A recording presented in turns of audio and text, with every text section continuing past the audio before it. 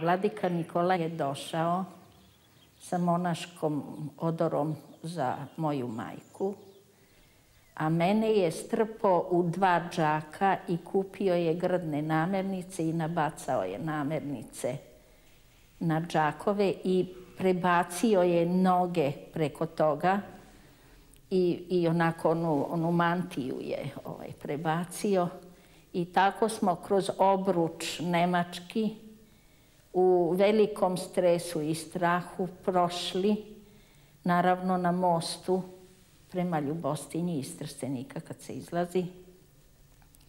Vojnik je pitao gde ide, šta radi. Kaže, išli smo u kupovinu na pijacu, ali na nemačkom. Tako da je imao uspeha, zato što je na nemačkom se njemu obratio, da prođemo i da se spasemo. I onda nas je smestio i predao igumaniji u manastiru i mi smo tu bile 18 meseci.